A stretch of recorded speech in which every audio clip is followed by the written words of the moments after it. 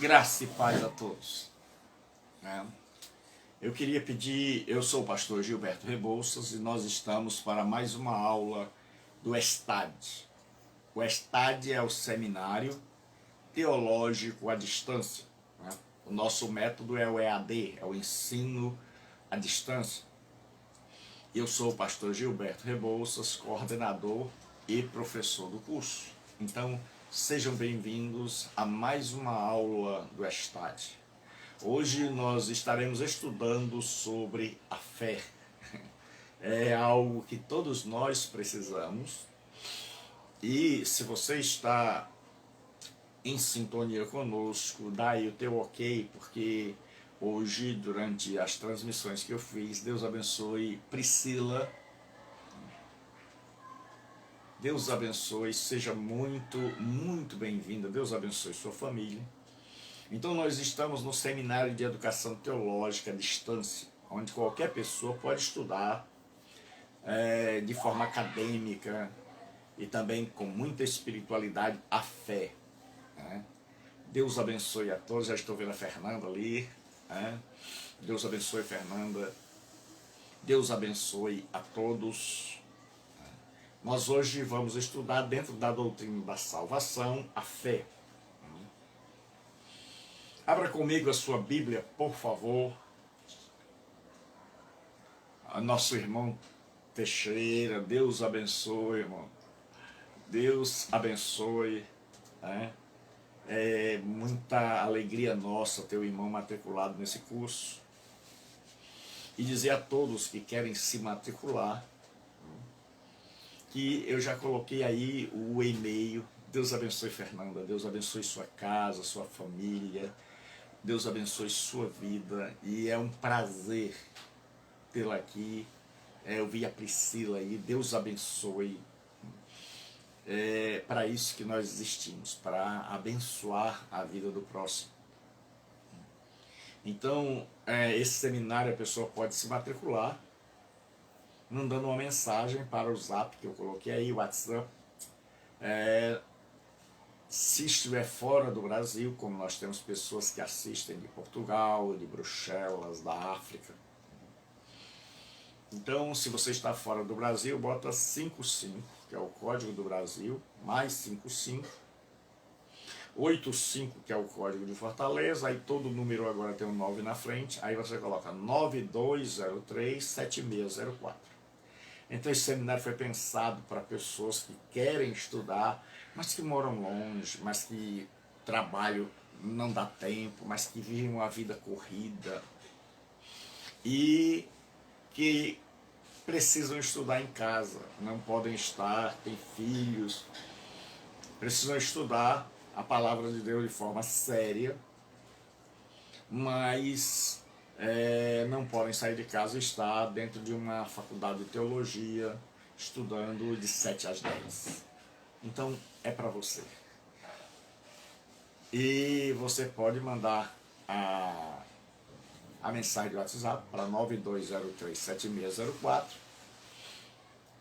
e de qualquer lugar do mundo, principalmente também vocês que estão fora do Brasil, ou você que está no interior, você que é obreiro, que qualquer pessoa que queira, você pode estudar de duas maneiras. Você pode estudar online, como nós estamos aqui, e essa aula fica gravada aqui e postada no YouTube. Então você pode estudar aqui, pode estudar só pelo YouTube, como muitos dos alunos. E eu quero pedir aos alunos que estão estudando pelo YouTube, que estão vendo as matérias depois, quando chegam em casa do seu trabalho, que você não esqueça de, quando assistir a matéria, a aula pelo YouTube, deixar um comentário lá para que eu veja, para que eu possa acompanhar que você está realmente estudando. Deus abençoe, Adriana. Seja muito bem-vinda. É um prazer enorme tê-la aqui. Deus abençoe você e toda a sua família. Então, qualquer que quiser estudar, para se matricular, recebe o material é gratuito, o material. E você tem a gente coloca seu número num grupo, e aí você recebe o material pelo grupo, né? Você basta mandar uma mensagem de WhatsApp para 9203-7604, e aí nós dizemos como é que você precisa fazer para você estar neste curso, que é um curso previsto para 4 anos, e que a pessoa vai fazer seu horário de estudo, né? Então vamos ler Tiago, né? Vamos para a aula. Então, para quem ainda não me conhece, eu sou o reverendo Gilberto Rebouças. Eu ensino há muito tempo, há mais de 30 anos, estou velho. Deus abençoe Alan, meu querido Alan. Gente muito boa. Rapaz, é uma saudade enorme de você, meu irmão. Saudade enorme. Só Jesus sabe por onde andas. Mas é uma saudade enorme de você, meu amigo, meu irmão. Hoje nós vamos estudar sobre a fé. Nós estamos estudando a doutrina da salvação. Dentro da doutrina da salvação, nós vimos que conversão é composta de duas doutrinas: a doutrina do arrependimento e a doutrina da fé. Então, pelo arrependimento eu descubro quem eu sou, mal. Pela fé eu descubro quem Deus é, bom. Então nós vamos ler Tiago 2,19. Tu crês que há um só Deus? Fazes bem. Também os demônios creem e estremecem. Tiago 2,19. Pai, em nome de Jesus, nós nos prostramos diante de Ti, nos prostramos para, em reverência total, dizermos da nossa insuficiência e da nossa fé na Tua suficiência. Pedimos que pelo Teu Santo Espírito nos inspire e que abençoe cada pessoa e cada família, por extensão, daqueles que estão conosco hoje, Senhor. E vão participar desta aula sobre a fé. Dá-lhe graça, dá-nos unção, inspiração, dá-nos luz do céu. Em nome do Teu Filho Jesus Cristo, é que nós pedimos e oramos. Amém. Então hoje nós vamos falar sobre fé. Quando a gente estuda as doutrinas fundamentais do cristianismo, a gente começa por uma etimologia, que é o estudo da origem da palavra, de onde é que vem essa palavra, né? Então essa palavra, fé, no Antigo Testamento, é a palavra hebraica emuná, né? Ela significa fé, confiança, firmeza, constância, lealdade, fidelidade. Então a ideia de emuná é de alguém que está se afogando, e aí não tem esperança mais de salvação, ela está no meio do mar, um mar bravio, um mar violento, uma tempestade, e aí jogam para ela uma boia, uma tábua de salvação, para ela agarrar-se e não perecer. E aí ela confia e ela se agarra àquela tábua de salvação, aquela boia. E no Antigo Testamento é isso. Deus abençoe, Silane, seja bem-vinda, Deus abençoe para casa, tua família. Então fé é isso. A emuná no hebraico é você se lançar sobre Deus como uma tábua de salvação e dedicar e colocar sobre ele toda a sua confiança. No grego, a palavra fé é pistis. Isso significa a mesma coisa. Então, fé na Bíblia é confiar em Deus. E eu gosto muito de fazer exemplos. Aqui em casa, nós temos 3 filhas que casaram e nos deram 3 netas. Essa aqui atrás é a mais velha. Ela já não está mais desse tamanho, já está uma moça, né? E eu guardo sempre aqui no meu escritório a foto dela, certo? É a minha lourona. Mas elas gostam muito de piscinas. E quando elas vão para a piscina, elas ficam ali morrendo de medo, elas estão com aquele macarrão, que é aquela boia da piscina, elas estão com o colete salva-vidas, mas elas morrem de medo. E aí, quando eu entro na piscina com elas, eu gosto muito de praia, eu gosto muito de viajar, eu gosto muito de lazer com a família. E quando eu vou com elas, que a gente tem um pouco de tempo na faculdade, né, para dar aula, porque como eu coordeno uma faculdade e ainda dou aula, o tempo fica super limitado. E eu faço uma experiência da fé. Eu vou para o fundo da piscina e eu peço que as netas pulem. E elas pulam sabendo que eu vou estar lá embaixo para impedir que elas se afoguem. E aí elas ficam pulando e eu fico morto. Eu fico super cansado porque são três filhas, 3 netas, a esposa. Então é a casa das 7 mulheres. E elas ficam pulando. Pulando e pulando e pulando, e uma quer pular atrás da outra e fazem filas para pular. E aí eu saio, e aí elas dizem, vovô, volta. E eu digo, pulem. E elas dizem, não, elas morrem de medo da água. Mas quando eu estou lá embaixo, elas pulam sem pensar. Elas não param para pensar, elas correm, se atiram. Então fé não é como muita gente tem dito por aí, um salto no escuro. Não.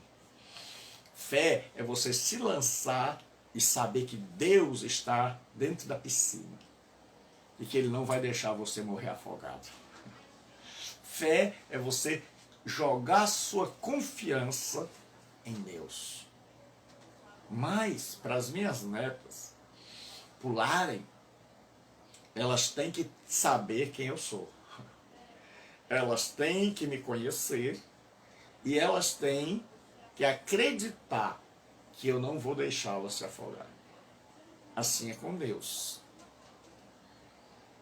As minhas netas não pulam quando tem outra pessoa na piscina. Elas não pulam só pelo fato de ter um homem ali dentro da piscina. Elas pulam quando eu estou porque elas confiam. Então fé é isso.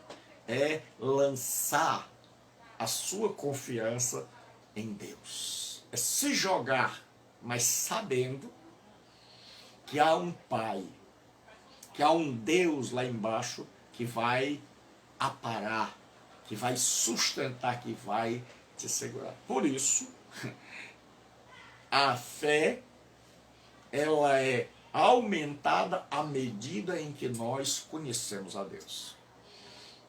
A Bíblia diz que a fé vem pelo ouvir, e o ouvir a palavra de Cristo. Então, quanto mais você estuda, quanto mais você aprende, quanto mais você conhece a Deus, mais fé você tem e mais você lança a sua vida nas mãos dele, aos cuidados dele, sabendo que ele tem o melhor. Porque às vezes a gente não se lança nas mãos de Deus. Às vezes a gente tem medo de que Deus não tenha o melhor para nós. Às vezes nós achamos que nós é que temos o melhor. E aí quando a gente começa a compreender a Deus, a gente começa a ficar maravilhado com Deus, aí você pula com alegria e sem medo de ser feliz. Então agora, depois da etimologia, a gente estuda definição. Então eu vou colocar aqui algumas definições de grandes eruditos, como Strong. É a mudança voluntária na mente do pecador pela qual ele se volta para Cristo. Então é aquela confiança de você dizer, eu deposito em Cristo e no seu sacrifício na cruz toda a minha existência. O perdão, a salvação, tudo vem de confiar nele. E toda a minha vida agora a fé, a minha tábua de salvação é Cristo. O Gruden, Wayne Gruden, ele diz assim: a fé salvadora é confiar em Jesus Cristo como uma pessoa que vive para o perdão dos pecados e a vida eterna com Deus. E o Norman Geisler, ele diz que a fé salvífica envolve a dependência somente de Deus para a nossa salvação, reconhecendo que Ele, e somente Ele, é a fonte e a suficiência da vida eterna. Então agora nós vamos ver vários aspectos da fé, porque a Bíblia mostra que a fé tem vários aspectos. Existe uma fé que é denominada de fé intelectual, que é o texto que nós lemos. Tu crês que há um Deus? Faze bem. Até os demônios creem e estremecem. Então essa é uma fé intelectual que não muda ninguém. É uma fé que todos têm, que até os demônios têm. Mas esta fé não leva ninguém a colocar sua confiança em Cristo, não leva ninguém a iniciar uma nova vida, a abandonar a velha vida e começar uma nova vida. Então, essa fé você vai encontrar em quase todo canto. Você chega num presídio, você chega em qualquer lugar, por mais horrendo que seja, e aí você pergunta para as pessoas se elas têm fé e elas vão dizer que têm. Mas essa fé que Tiago está falando é uma fé natural. É uma fé que não leva ninguém a mudar de vida. E é uma fé professada por muita gente, que diz que tem fé, mas a sua maneira de viver contradiz o que ela diz. Até rimou. A segunda fé, o segundo aspecto da fé, é a fé salvadora, ou a fé salvífica. Porque pela graça sois salvos, por meio da fé. Isto não vem de vós, é dom de Deus. Então existe um aspecto da fé que se manifesta naquele momento em que nós ouvimos o Evangelho e depositamos em Cristo e colocamos em Cristo e seu sacrifício na cruz a nossa confiança. E dizemos: Jesus, eu confio em Ti como meu Salvador, como aquele que perdoa os meus pecados, como aquele que salva a minha alma. Então, esta é a fé que abre a porta e que a gente entra no caminho da salvação, no perdão de Deus, no amor de Deus. Existe a fé, que é o resultado desta fé inicial, que é a fé como fruto produzido pela habitação do Espírito Santo. Se você tem um material aí, você está acompanhando, eu mandei para o grupo. Né? E se você quer ter esse material todo, basta você se matricular, que você vai receber esse material para poder acompanhar todas as aulas. E mesmo se você não se matricular, você pode assistir aqui as aulas sempre. Não é obrigado a ser matriculado para assistir, porque o nosso desejo é abençoar as pessoas. Então a fé como fruto do Espírito Santo é esse. Mas o fruto do Espírito é amor, gozo, alegria, paz, longanimidade, bondade, fé, mansidão e temperança. Fé aqui tem um sentido ético, de fidelidade. Então significa que quem entrou pela porta da fé salvadora, quem depositou em Jesus a confiança para a salvação, para o perdão e para tudo na vida, Jesus agora é aquela tábua de salvação onde nós estamos agarrados a Ele. E aí a gente crê que por causa dele, e não por causa de nós, porque nós somos pecadores, eu sou pecador, você é pecadora, então em nós mesmos estamos perdidos. Mas nós, a fé é isso, é você lança agora, você deixa de crer em você, no que você faz ou deixou de fazer, para crer no que Deus fez por nós, através do seu Filho amado, Jesus Cristo. Então, quando o ser humano entende isso, ele se agarra a Jesus Cristo, para o perdão dos pecados, para a salvação, para a vida, porque Jesus, deixa eu dizer uma grande verdade, Jesus não vem para tirar nossos problemas. Como é, pastor? Jesus não vem para tirar nossos problemas.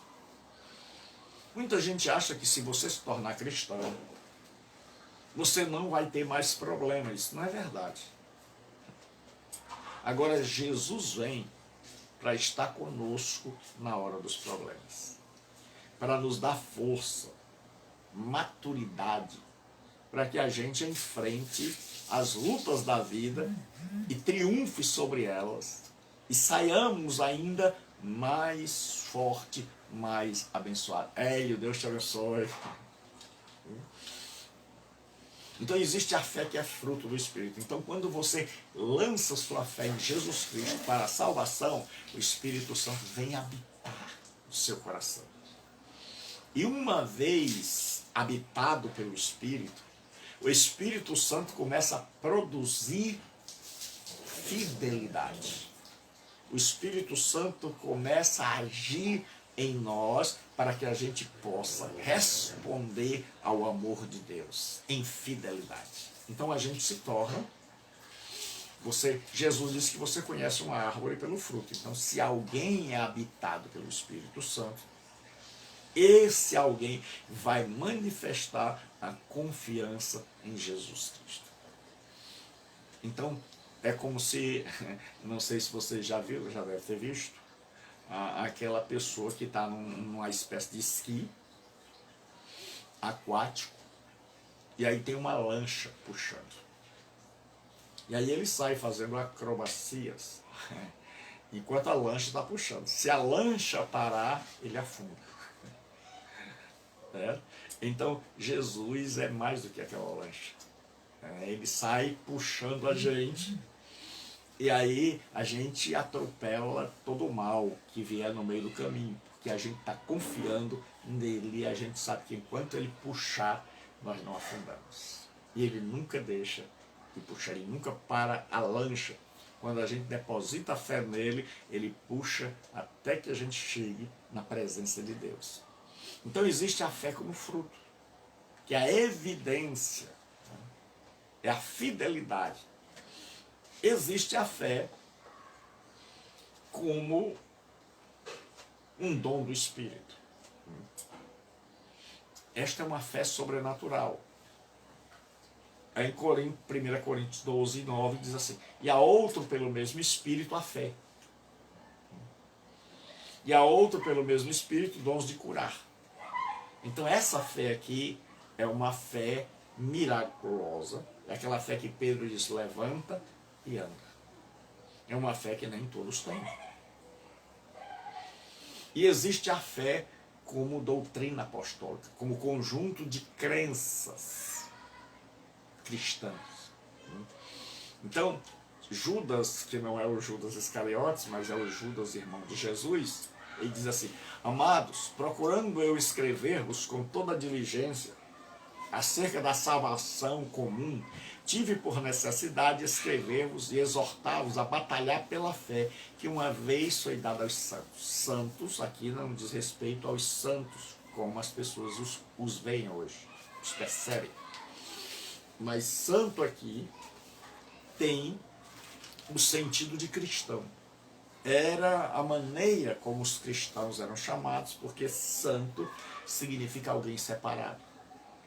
Hoje as pessoas acham que santo é alguém perfeito, mas não é essa a diretriz do Novo Testamento, não é por esse caminho que o Espírito Santo ensina no Novo Testamento. No Novo Testamento, uma pessoa santa, ela vem da palavra hebraica kadosh e da palavra grega hagios, que significa alguém que foi separado e que está num processo de transformação pelo Espírito Santo, mas ainda não é perfeito. Ele tem defeitos, mas está sendo transformado, e o apóstolo Paulo diz que aquele que em nós começou a boa obra, a aperfeiçoará até o dia de Cristo. Então nós estamos sendo transformados. Então, quando nós chegarmos lá no céu, é que nós vamos estar perfeitos. Mas aqui não. Aqui todos nós temos defeito. Então o santo não é perfeito. O santo é o caminho. A perfeição é o final desse caminho. A santificação é um processo.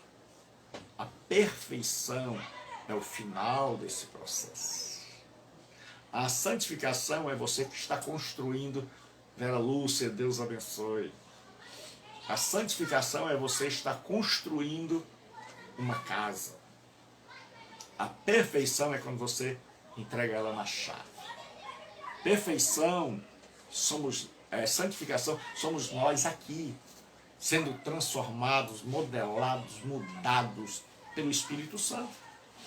Perfeição é quando nós já estivermos prontos e Jesus voltar para nos buscar e nós vamos subir com Ele perfeitos. Então, hoje nós somos santos, mas nós não somos perfeitos. Então, é a doutrina cristã. Então, Judas diz, batalhem pela fé que uma vez foi entregue aos santos, aos cristãos. Então, hoje nós temos uma pluralidade de doutrinas, ensinamentos de todos os modos, né? Ensinamentos equivocados. E deixa eu dizer uma coisa, muita gente não se importa com doutrina, ou como nós chamamos, teologia. Muita gente não dá muito valor, acha que, sendo sincero, mas se você pegar qualquer fórmula de remédio, de medicamento, e você mudar alguma coisa nessa fórmula, você pode transformar esse medicamento num veneno. E ao invés de matar, de salvar, mata. Então, uma doutrina que não esteja em sintonia e harmonia com a vontade de Deus, uma interpretação equivocada, pode me fazer pensar que estou indo na vontade de Deus, que estou caminhando para o céu, quando na verdade estou tomando um veneno. Então Judas, ele diz, olha, exorto-vos a batalhar pela fé. Ou seja, não deixem essa fé ser diluída, não deixem essa fé ser transformada, não deixem esse conjunto de crenças que vocês receberam dos apóstolos, de Jesus Cristo, de Deus, não deixe que isso seja diluído, não deixe que isso sofra interpretações equivocadas, não deixe que se tire ou se acrescente a isso. Então lutem para defender esta fé, porque seguindo esta fé legítima, vocês chegarão ao céu.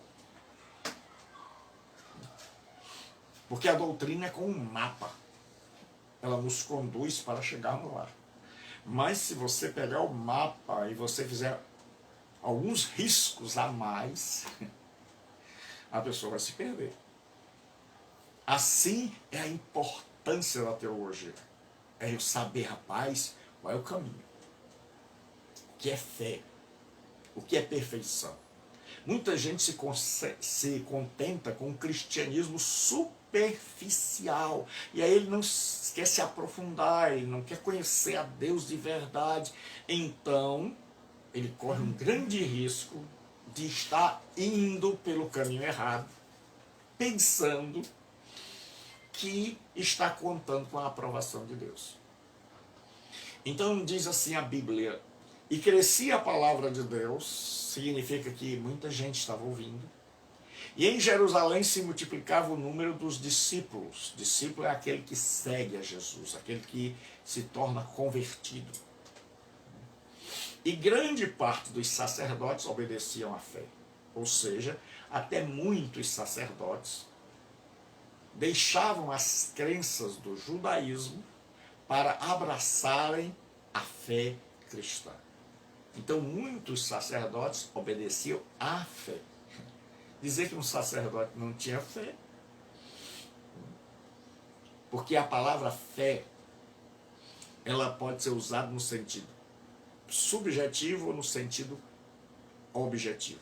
No sentido objetivo, fé é a doutrina cristã, que é o que está aqui. No sentido subjetivo, fé é a nossa crença nessas doutrinas. É a nossa crença em Deus. Então, para que eu tenha uma fé verdadeira, eu preciso ter uma fé objetiva e essa fé subjetiva no coração. Essa crença em Deus. Porque se eu tiver esta crença em Deus só no meu coração, sem ter uma doutrina para guiá-la, para norteá-la, para orientá-la, para balizá-la, eu posso ter uma crença em Deus completamente equivocada. Eu posso estar vendo uma caricatura de Deus, porque é um Deus que eu creio, mas é um Deus segundo os meus olhos, segundo os meus pensamentos, segundo a minha interpretação, como eu percebo. Mas quando você tem a revelação de Deus, é por isso que Deus mandou escrever a Bíblia, cada livro da Bíblia. Porque Deus queria, Ele sabe que eu e você temos essa fé no coração. Mas nós não sabemos como, onde colocar essa fé. É tanto que muita gente coloca essa fé em seres humanos, no dinheiro, no plano de saúde, nas religiões, nos objetos sagrados. Então, aquilo ali não deixa de ser fé. Então, uma pessoa que carrega uma cruz até uma determinada igreja, essa pessoa tem fé, e muito. Ela tem muita fé. Uma pessoa que se açoita, se autoflagela, ela tem fé. Uma pessoa que ela caminha dias e dias a pé, ela tem fé. Só que essa fé está, essa tamanha fé, essa fé enorme, ela está sendo colocada no lugar errado. Por quê? Porque nós vimos que a emuná é a tábua da salvação. E a única tábua de salvação é Jesus Cristo. Então, se eu depositar minha confiança em outra coisa, em outra pessoa, que não seja Jesus Cristo, eu vou me afogar. Por mais fé que eu tenha. Então, daí a importância de você ter uma fé subjetiva, esse desejo, essa crença em Deus, que eu creio você tem, que você crê em Deus do íntimo do seu ser, do fundo da alma, mas esta fé é uma fé perigosa, sozinha. Agora, quando ela é acompanhada de uma doutrina, de um ensinamento correto sobre Deus, as Escrituras e Jesus Cristo, sobre como lidar com Deus, então, irmão auxiliador, Deus te abençoe. Então, o que acontece? Quando nós temos esta fé que normatiza a nossa vida, que diz por onde nós devemos andar, que diz como nós devemos fazer, aí é uma benção. Então esta fé que há dentro da minha alma agora tem parâmetros, agora ela tem o que fazer. Eu vou dar um exemplo. Se você tiver fé subjetiva, essa crença em Deus, eu creio em Deus, mas você não tiver uma orientação doutrinária correta, que a gente chama com um nome mais bonito de teologia, na hora da aflição, você vai evocar, você vai chamar essa fé. E você vai ter fé, mas você vai dizer o seguinte: onde eu coloco essa fé? Em Deus, mas o que eu sei sobre Ele? Então é como se você estivesse numa correnteza sendo arrastada por esta correnteza e você não tivesse onde se agarrar. Mesmo tendo muita vontade de viver, do íntimo do coração você tendo muita vontade de viver, mas a correnteza está levando você não tem onde agarrar-se. Agora é muito diferente se você tem um barco que no meio da correnteza joga aquelas cordas de alpinismo com uma boia, e você agarra-se aquele cabo, amarra entre você, passa por debaixo do braço, agarra naquela boia e aí sai puxando aquela corda para fora da correnteza. Então, só ter força não é suficiente. A força, mais cedo ou mais tarde, a gente cansa. Agora, se você tem uma corda que te guia na direção certa, que leva você para fora e você vai pegando naquela corda e usando essa força, e de repente você vai estar salvo. Assim é a fé. Se a nossa fé for apenas subjetiva, a gente vai ter muita força. A gente crê em Deus. Mas como a gente não tem orientação, mais cedo ou mais tarde a gente vai cansar. E a gente vai dizer: cadê o Senhor? Deus, o Senhor me abandonou. Mas quando você se preocupa em conhecer a Deus e ser conhecido por Ele, e conhecer qual é a vontade dEle, quais são os ensinamentos dEle, então essa fé que está no seu coração, ela agora tem onde se agarrar. Quando você vê as lutas e as tribulações, você sabe que não adianta nadar contra a correnteza. Você sabe como sair, você sabe qual é a direção que Deus deu para a sua vida. O grande problema no mundo hoje é que nós temos muita gente cheia de fé, mas que na hora da angústia, na hora da necessidade, não sabe para onde ir. E como muita gente que tem muita força musculosa vai tentar nadar contra a correnteza, vai para o lugar errado. Ao invés de ir para a margem, nada contra a correnteza. E aí acaba afogando-se. Então, a teologia, ou seja, a doutrina correta, a compreensão de Deus,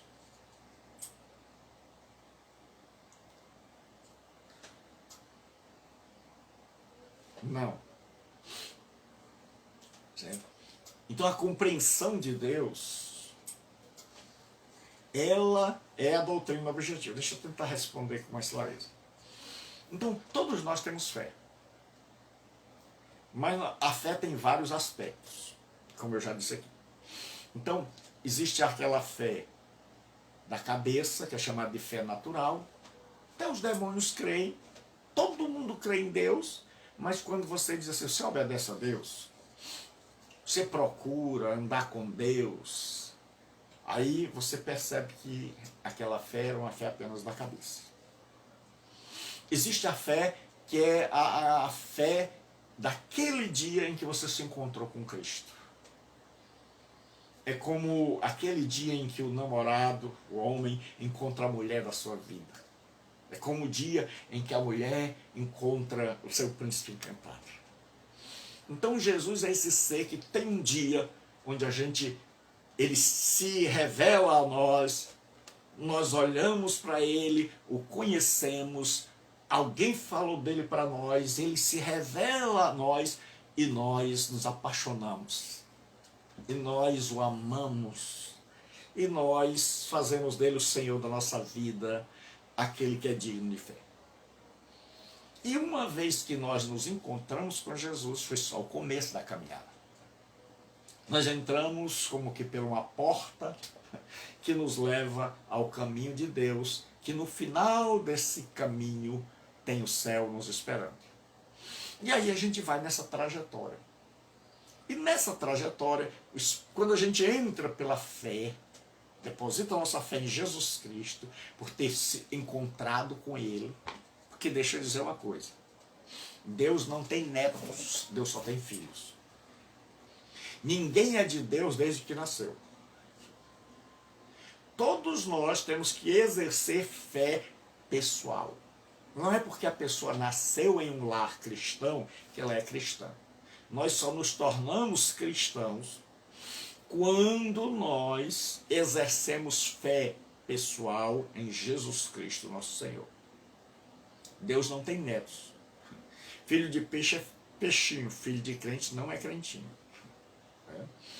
Filho de um cristão só se torna cristão quando ele passa a crer em Deus. Então o que acontece? Agora, quando a gente olha a fé, aí a fé tem a fé como doutrina, que é esse conjunto de crença. Mas é possível que eu aprenda, que eu estude, e eu compreenda tudo que o cristianismo crê. Pelo menos as doutrinas fundamentais que constituem a fé cristã. Isso é a fé objetiva. Ela está fora de mim. E existe essa fé subjetiva, que é essa fé que está dentro de mim. Essa confiança em Deus, nesse ser superior. Mas essa fé que está dentro de mim, se ela não for orientada por essa fé que Deus revelou, que é diferente da fé como um dom do Espírito, que o meu irmão amado Alan perguntou, porque a fé como um dom do Espírito é algo que o Espírito Santo dá a determinadas pessoas e que usa, e depois essa fé pertence ao Espírito Santo, não a eles. Mas a nossa fé, nós temos uma fé dentro de nós, porque nós somos criaturas de Deus, então dentro de cada ser humano existe essa fé, essa confiança em um ser maior. Mas essa fé, ela é como se fosse uma força poderosa, mas cega. Mas que precisa de óculos, assim como eu preciso de óculos. E que sem o óculos, você caía, quebrava a cara, batia nos móveis, quebrava tudo dentro de casa. E aí vem a fé objetiva, que é a doutrina, a revelação de Deus, a direção de Deus, o ensinamento de Deus. E aí, o ensinamento de Deus é como óculos. A pessoa diz, agora estou enxergando. Agora eu sei onde colocar a minha fé. Essa fé poderosa que eu tenho dentro de mim, que eu usava para tanta coisa, e que eu coloquei em tanta coisa errada, agora eu estou colocando na pessoa certa. Compreendeu, Alan? Se compreendeu, me dá um toque aí. Então, a fé, nós temos a fé que é só da cabeça. É uma fé intelectual, todo mundo foi criado por Deus, então lá no íntimo, até o ateu sabe que existe Deus.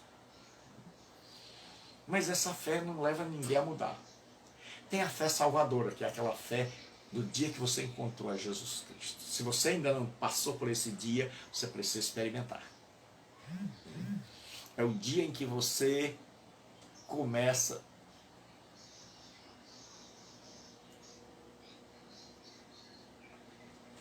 É o dia em que você. Deu para entender ela? Amém. Então é a fé. A fé, pela graça, sois salvo por meio da fé. É aquele dia que você encontra Jesus Cristo. É a primeira vez que você encontra Jesus assim, real. Onde você descobre que ele é real. Onde alguém fala, você ouviu um louvor que falava dele. Você leu a Bíblia sozinho e ele se revelou a você. Aí o Espírito Santo revelou que ele é real. Aí você encontra Jesus e você lança sobre ele a sua fé. Aquele dia você nunca esquece. O meu foi numa terça-feira à noite, onde eu, cheio de pecados, fui a uma igreja, mas eu não estava querendo saber quem era Jesus, até porque eu vivia na farra e eu não queria largar a farra. E eu fui para uma igreja porque eu estava com muitos problemas, como muita gente faz. Eu fui para lá não porque eu queria Deus, mas porque eu queria alguém que desse um jeito na minha vida. Eu queria alguém que Deus desse um jeito na minha vida para eu voltar para a farra. Mas o caçador foi caçado. Chegando lá, eu ouvi os louvores, gostei, ouvi a pregação, não entendi nada. Mas na hora do apelo, o pastor chamou quem queria. E eu tinha ido com um tio meu, que era meu professor de artes marciais. Mas ele não falava muito, ele era muito calado. E quando foi na hora que o pastor chamou, ele disse, vamos. E eu pensei que era para me converter. E sem entender nada, eu disse, vamos. Levantei a mão. Quando eu levantei a mão foi que eu percebi onde eu tinha me metido. O meu tio estava me chamando para ir embora, porque ele já estava acostumado a ir na igreja. Então, na hora do apelo, era a hora que ele ia embora. Era a hora em que ele fugia, porque ele só ia para buscar mesmo as bênçãos de Deus, como muita gente faz. Ele estava no aperto, então ele corria para a igreja. Mas, na hora que o pastor chamava, é igual aquele homem que namora com a moça 10 anos, e na hora que ela diz assim, aí rapaz, vamos casar ou não vamos? Ele corre.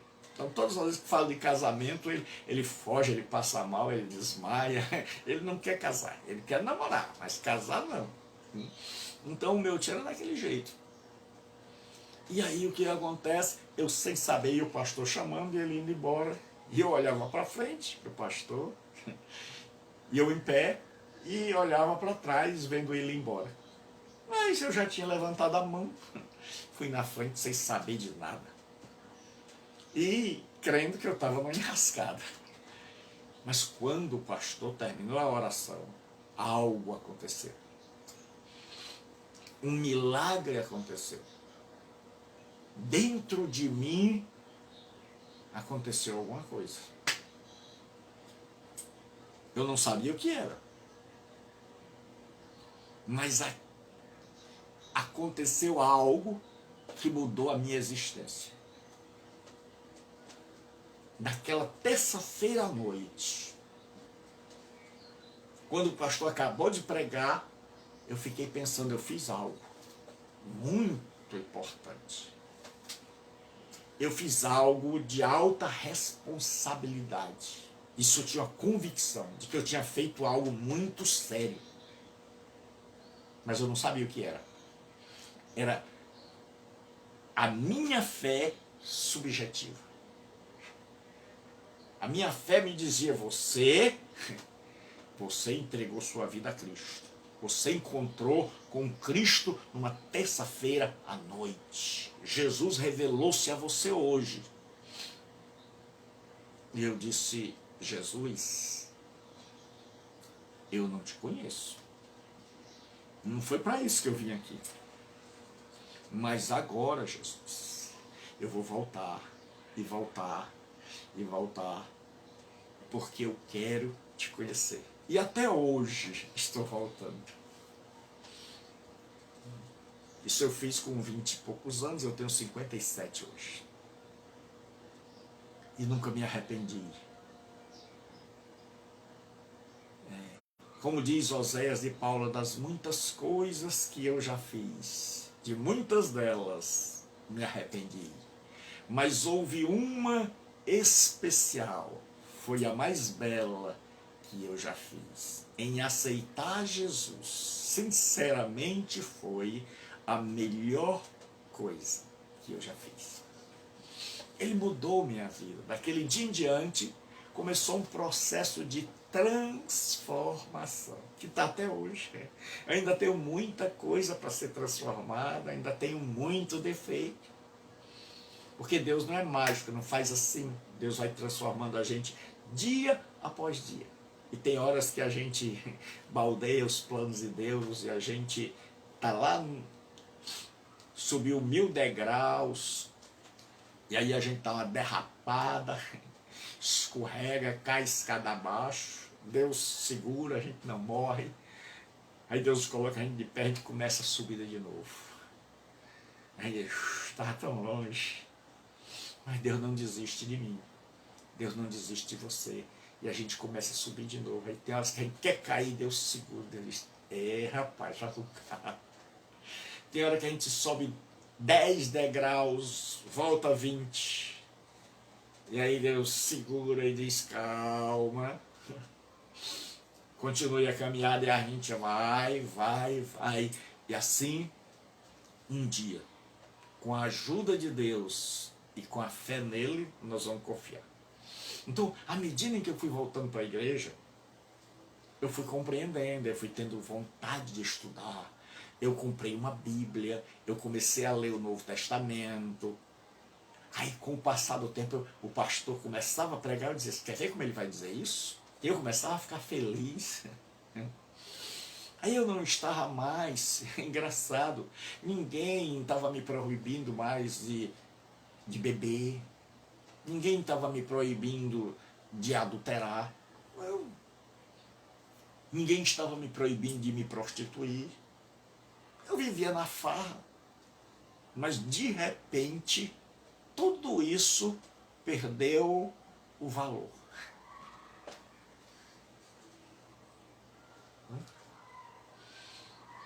De repente, um dia eu cheguei perto dos colegas, eles estavam todos falando na farra, a gente se reunia todas as noites para sair, e os amigos conversando quanta mulher teria naquela balada, quanta bebida boa, quanta música, o ambiente. E eles falando com um entusiasmo tão grande, mas aquilo não chamava mais o meu coração. Não mexia mais com o meu coração, para espanto meu. Eu fiquei sem me conhecer. Eu disse, mas o que está acontecendo comigo? Porque eu estava no meio dos meus amigos desde a infância. E agora é como se eu estivesse no meio de estranhos. Porque eu não sabia que o estranho agora era eu. Eles estavam do mesmo jeito. Quem tinha mudado, ou quem fora mudado, fui eu. Deus quer mudar a sua vida. O encontro com Deus produz um milagre que não nos torna perfeitos, mas que nos dá uma vontade de andar em outra direção. Mas que nos move, que diz, olha, o caminho que você está não dá certo. Onde aquilo que nos encantava perde a graça. Onde aquilo que nos fascinava, aquilo que alegrava a nossa vida, mas que era contrária à vontade de Deus, era contrária à vontade de Deus, aquilo perde a graça. Eu não tinha mais nenhuma alegria no convite. E eu mesmo, a turma conversando na maior alegria, e eu mesmo admirado comigo. Eu disse, o que está acontecendo comigo? Eu não sabia. Era o Espírito Santo que veio habitar no meu coração. Era uma nova natureza. Estava desabrochando como uma semente que despertou uma planta. Eu era uma nova criatura, um novo homem. E aí eu tive vontade de, essa fé agora, sempre eu quis saber de como andar certo. E como fazer as coisas. Eu nunca gostei de ser guiado pelos outros. E aí eu disse, rapaz, eu vou comprar uma Bíblia. E aí a minha tia Helena, Deus abençoe, ela comprou uma Bíblia que existe até hoje, minha mãe guarda. A minha primeira Bíblia, desde os 20, já imaginou? Até 57 anos ela existe. Na casa da minha santa mãe, Dona Estela, um beijo para a senhora. Devo tudo que eu tenho à senhora. E minha mãe que me sustentou quando meu pai nos abandonou. A minha mãe a quem eu devo tudo. Eu sou o que eu sou hoje, devo a ela. Hoje ela está velhinha, doentinha, mas eu a amo. E naquele dia eu tive essa fé subjetiva despertada. Mas o que aconteceu? Eu coloquei essa fé, eu procurei saber qual era a orientação de Deus para eu depositar essa fé. Daí eu comecei a ler, comecei a estudar. E eu pegava todo tipo de livros que me vinham à mão. Até que chegou um dia onde eu fiz a faculdade de teologia, foi a primeira das 3 que eu fiz. E aí eu fui estudando e compreendendo, e à medida em que eu ia compreendendo a Deus, eu ia me encantando com Ele. Porque se Deus não te fascinar, ninguém te fascina mais. Porque isso é diferente de religião. Porque isso é encontro com Deus. Então, quanta gente que me ouve hoje, que está me ouvindo por todas as redes sociais agora, tem tamanha fé, mas está colocando sua fé no lugar errado. E por isso ela até hoje não funcionou. E por isso até hoje, apesar de tanta fé, essa pessoa, a fé dela não a transformou. Mas aí, como eu me dediquei pela fé objetiva, a fé que estava fora de mim, o norte, o parâmetro, aí eu fui lendo a Escritura e fui descobrindo onde eu devia colocar a minha confiança. E aí eu descobri que eu não podia confiar em mim, porque eu sou sujeito a errar. Porque eu posso estar bem hoje, amanhã não estar. Porque eu sou cheio de defeitos. Eu não posso colocar minha fé numa estrutura religiosa. Então eu descobri que a minha fé tem que estar em Deus, no seu Filho Jesus Cristo. E que eu tenho que contar com a ajuda do Divino Espírito Santo. E aí tudo isso eu fui estudando a Escritura com o objetivo de conhecer a Deus. E o grande problema é esse. O objetivo desse curso não é levar você a conhecer as Escrituras. É levar você a conhecer ao Deus que se revela nas Escrituras. Porque tem muita gente que é só curiosa. Muita gente que estuda a Bíblia só para saber. Para tirar dúvidas. Ele leu, não entendeu. Mas a verdadeira teologia, que quer dizer teos, Deus, ou theos, Deus, e logos, quer dizer um estudo acerca de Deus. Então você estuda acerca de Deus para que você saiba qual é a vontade dele. qual é a diretriz dele, qual é o caminho dele.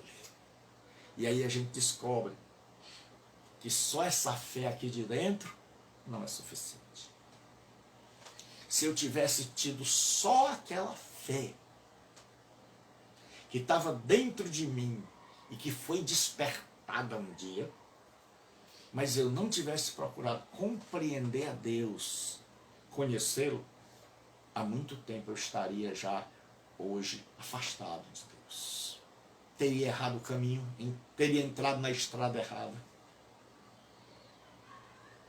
teria seguido uma religião equivocada, teria sido enganado por um monte de gente. Na primeira luta talvez eu tivesse desistido.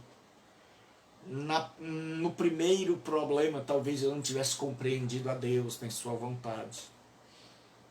Então onde estaria eu? Mas quando eu compreendi que eu precisava saber onde eu estava colocando a minha fé, quem era Deus, qual era a sua vontade, e que esta vontade ele revelou na Escritura, portanto eu devia estudar essa Escritura o mais profundo que eu pudesse, porque quanto mais eu estudasse, mais a Deus eu conheceria. Então, à medida em que as lutas vieram, à medida em que eu não compreendia as dores que me assolavam, eu dizia: Deus, tu sabes o que faz. Tu sabes o que estás fazendo. Quando eu não compreendia a vida, eu dizia: Deus, eu creio em ti. Nas horas de luta da vida, onde as pessoas, onde a religião, onde os patrões me abandonaram, eu sabia, Deus não me abandonou. Eu tinha certeza de que mesmo em meio a tantas lutas, Deus estava ao meu lado. Então, quando a gente começa a conhecer a Deus, quando a gente começa a ver a Bíblia, quando a gente tem fome pela Bíblia, porque qual é um sinal de doença física? É o fastio. Quando a pessoa está psicologicamente abalada, espiritualmente enfermada ou organicamente afetada, um dos sintomas é a perda do apetite. Assim acontece na vida espiritual. O alimento é a Escritura, é a Bíblia. Então, quando a nossa conversão não foi genuína, nós não temos interesse em conhecê-la. Quando nós não encontramos a Cristo, simplesmente mudamos de religião dessa para aquela, então nós não temos esse desejo de conhecer a Escritura de forma profunda. A gente lê por cima, a gente terceiriza, deixa que outro interprete para nós e a gente vai tentando pisar nos quadrados que eles estabeleceram. Não pode isso, não pode aquilo, vá por aqui, vá por ali. E aí a gente está há não sei quantos anos dentro de uma religião sem conhecer a Deus. Tendo uma fé, mas uma fé cega. Uma fé que às vezes é enorme, maior que a minha, maior que a de muita gente, mas uma fé que não tem óculos. Uma fé que não tem direção, uma fé que esbarra, uma fé que quando vem a luta, ela se vai. Ela não compreende, ela não entende. Porque muita gente acha que fé é só algo do coração e não da razão. Mas fé é quando coração e razão caminham juntos.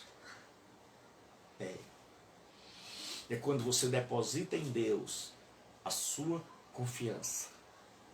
E aí pronto, você diz: eu confio em ti.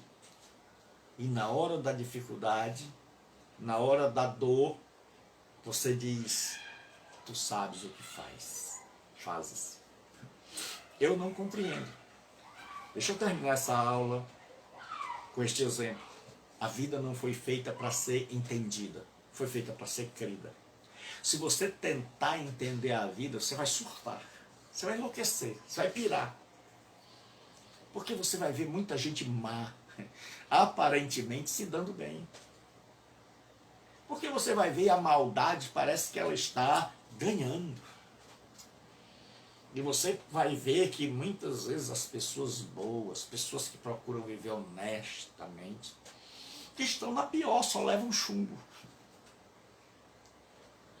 Então, se você for tentar entender a vida, você vai ver que a vida é injusta. Que Jesus disse que tinha um homem riquíssimo, que era ímpio, e tinha um pobre, que era justo, mas estava cheio de feridas, estava lá na porta dele mendigando. Você vai ver que a vida é injusta. Mas quando os dois morreram, aí a coisa mudou. O pobre virou rico espiritual e o rico foi para o inferno. Então, a vida não foi feita para ser entendida, mas crida. É quando Deus chega para Abraão e diz, me dá o teu filho, teu único filho, a quem você ama, ofereça ele a mim em holocausto. Abraão fica assim, espera aí. Mas o único filho, o filho que eu... E Deus nunca pediu sacrifício humano. Que Deus é esse? Será que é Deus que está falando? Se fosse muitos de hoje, teriam dito, sai, pensado que era o diabo. Teriam ido numa dessas igrejas que expulsam os capetas. Que vivem de expulsar.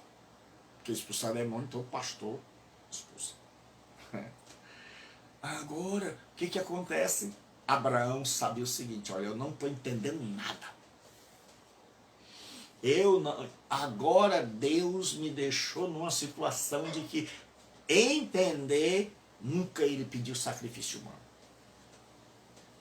Ele está agora pedindo o meu filho. E Abraão disse, consigo mesmo. Não estou entendendo nada, mas confio em Deus. Ele sabe o que faz. Por mais que para mim pareça loucura, por mais que pareça que não é Deus, eu sei que ele sabe o que está fazendo. E Abraão vai, em obediência a Deus. Naquilo que parecia loucura. E quando Abraão vai matar o menino, o anjo do Senhor brada diz, Abraão, não toque no menino, porque Deus sabe que você o teme. Você já provou. Porque aquela aprovação não era para Deus, Deus já sabia. Era para mostrar a Abraão que ele tinha fé, mas essa fé precisava ser direcionada. Veja, Abraão tinha fé para matar o filho, mas se não fosse a voz de Deus, ele tinha sacrificado o filho. Se não fosse a voz de Deus, ele tinha furado a garganta do menino e queimado em holocausto. Mas veio a voz de Deus e disse, não toque no rapaz, não estenda tuas mãos contra ele, porque eu já sei que você teme, que você me teme. E aí apareceu um cordeiro e Abraão sacrificou. Isso significa que a minha fé e a sua, sem a voz de Deus, que está na Escritura, pode fazer loucura. Que Abraão, se não fosse a voz de Deus, ele tinha matado o filho. Mas por causa da maravilhosa voz de Deus, orientando aquela fé, porque a fé de Abraão era tamanha, que ele estava disposto a matar o filho. Mas aí a voz de Deus veio e o orientou e disse, Abraão, não precisa mais a ele. E Hebreus diz que ele matou aqui dentro. E em espírito recobrou. É como se o menino tivesse morrido e ressuscitado. Pela fé ele recobrou o filho. Então veja, é possível ter uma fé tamanha a ponto de dar uma facada num filho. A ponto de levar o filho, o único filho, um filho que ama, para um monte, colocá-lo sobre a lenha, pegar uma faca e enfiar no pescoço dele. É possível uma pessoa ter uma fé assim. Mas se esta fé não for direcionada pela palavra de Deus, nós vamos cometer atos terríveis. E é por isso que nós precisamos desta fé assim. Eu confio em Deus. Mas eu preciso conhecer a Deus. E Abraão agora, ele conhece a Deus. Ele diz, eu não estou entendendo nada, mas eu sei. E como é, pastor, que o senhor sabe que Abraão compreendia Deus? Mesmo sem entender. Porque quando eles vão subindo a montanha, o menino acostumado com o culto daquela época, que era matar um animal, o menino diz, pai, está aqui o cutelo, a faca, está aqui a lenha, está aqui o azeite. Mas está faltando o principal, o animal. Cadê o cordeiro? Abraão diz assim, Deus proverá. Ele sabia. Ele está dizendo, eu não estou entendendo, meu filho, mas Deus dará um jeito. E Deus deu. Então, a vida não é para ser entendida, é para ser crida. Abraão creu. Talvez hoje você não esteja entendendo a vida. Mas se você crê em Deus, e se você vive para Deus, Ele dará um jeito. Um dia você vai compreender. E se você não é cristão hoje, você pode arrepender-se e crer em Cristo Jesus e depositar nele a tua fé. Então, onde você estiver agora, receba, converse com Ele, peça a Ele que te perdoe, que salve, tire a fé de você e coloque a fé sobre Ele. Se você está afastado, reconcilie-te. Se você não compreendia Deus, hoje tenha um encontro com Ele. Então, se você quer se matricular, hoje você pode mandar sua mensagem no WhatsApp para 92037604. E você estuda, tem aula terça, 20 horas, quinta, 20 horas, segunda e quarta, sempre às 20 horas pelo Facebook. Estas aulas depois são postadas no YouTube, onde você pode assistir a qualquer hora, qualquer momento. Então você pode assistir online, ou você pode assistir, como muitos alunos que nós temos estão assistindo, vão assistir mais tarde, vão assistir amanhã, mas estão assistindo e aprendendo. Então espero que Deus tenha te abençoado, compartilhe com seus amigos e se matricule no curso. Se matricule porque Deus vai abençoar a sua vida. Eu, pastor Gilberto, vou ficando por aqui. Deus abençoe e desejo a todos uma noite maravilhosa. Um abraço para cada um abraço, Alain. Deus seja contigo, meu amigo, meu irmão. A cada pessoa que veio estar conosco hoje. E quero convidar você. De segunda a sexta nós temos um estudo bíblico ao meio-dia. De segunda a sexta ao meio-dia. Você não pode perder. Você não vai se arrepender de tirar um tempinho ao meio-dia para estar conosco aqui pelo Facebook com o pastor Gilberto Rebouças. Então, de segunda a sexta ao meio-dia, nós estamos estudando o Sermão do Monte. Jesus Cristo falando. Que Deus abençoe. Um abraço, tenha uma boa noite. Um abraço a todos que pela primeira vez estiveram aqui conosco. E saiba, terça e quinta noite nós temos aula e todo meio-dia, de segunda a sexta, você tem um encontro marcado com a palavra de Deus. Que Deus injete uma poderosa fé no seu coração e que você hoje seja despertado e diga, eu vou ler minha Bíblia. Eu vou dar uma lida, eu vou ler a Escritura, eu vou conhecer esse Deus, porque a Bíblia é uma carta de Deus para você. E Deus há muito tempo quer falar contigo, e você há muito tempo quer falar com Deus, mas você não sabe que Deus fala contigo por meio da Escritura. Então comece a lê-la, escute a voz de Deus. Então você que não é cristão, arrependa-se e deposite sua fé nesse Jesus e deixe Ele mudar a sua vida, porque Ele mudou a minha. Deus abençoe, Um grande abraço. Fique com Deus. Até amanhã, ao meio-dia. De segunda a sexta, ao meio-dia, você é meu convidado. De segunda a sexta, ao meio-dia, estudo bíblico. Palavras que transformam vidas. Estudo no Sermão do Monte. De segunda a sexta, você não pode perder. Mas se você diz, pastor, não tenho tempo no meio-dia, fica tudo no YouTube, meu canal lá. Vai lá e se inscreve. Inscreva-se.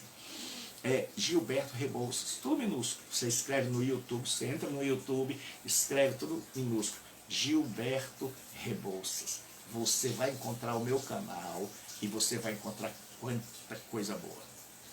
Então, vai lá, Gilberto Rebouças, tudo minúsculo, Rebouças com U, D-O-U-C-C-A-S, Rebouças, tudo minúsculo, e você se inscreva lá, e eu quero ver hoje. Então, eu vou chegar o aviso assim, novo inscrito. E você que gostou desta aula, pegue essa aula e, por favor, me ajude a evangelizar. Compartilhe essa aula com os teus amigos, com os teus companheiros, aí onde você mora, no país que você mora, no estado onde você mora, no bairro onde você está. Então, compartilhe aí, vamos levar ao mundo a palavra transformadora de Jesus Cristo. Então, se você quer se matricular, 9203-7604, aguardo tua mensagem. Deus abençoe, fique com Deus.